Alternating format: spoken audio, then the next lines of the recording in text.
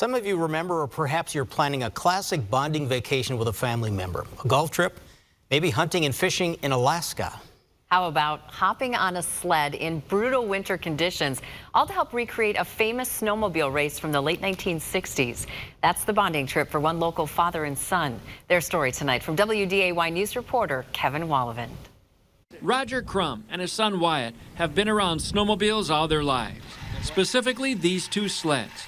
1973 John Deere snowmobiles. You grow up on it. The sled here I grew up riding. Wyatt and his dad set out early next week. Well, it was Dad's idea. Recreating the route of the International 500 snowmobile race that went from Winnipeg to the Twin Cities back in the late 60s and early 70s. Aside from the ride planning, we've rebuilt all of our sleds from the ground up. Every bearing, nut, and bolt has been touched, so they're mechanically ready to go. It's also the 50th anniversary of the John Deere snowmobile, which, as some of you may recall, exciting way to get out here and see it all. And that's why it's so important that we keep snowmobiling a safe sport. was one of a number of snowmobiles that hit the market in the 70s.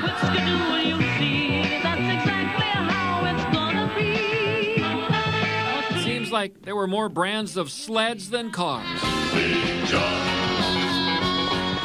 And this grueling snowmobile trip, it's about more than just the route. It's going to make a lot of memories. I'm going to look back on this and say I'm glad I did it. You know, it might not be easy, and we're going to be sore when we're done.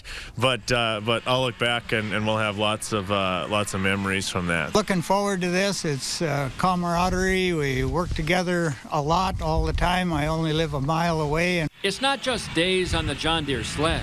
The Crums are raising money for the Honor Guard members who come to pay respects at every funeral of every veteran in our communities. Money raised would help build a chapel at the National Cemetery. For now, Roger and Wyatt are tweaking their John Deere sleds, getting them ready for the 500-mile trek. We've got the snow. They just need a little luck, hoping these vintage sleds power through the route. It's kind of a crazy deal, 500 miles, but we'll give it our best. Kevin Wallivan, WDAY News. There are ways you can follow the father-son snowmobile journey, and you can buy their raffle tickets to help the National Cemetery Honor Guard Chapel project by going to the links with this story on our website, inforum.com.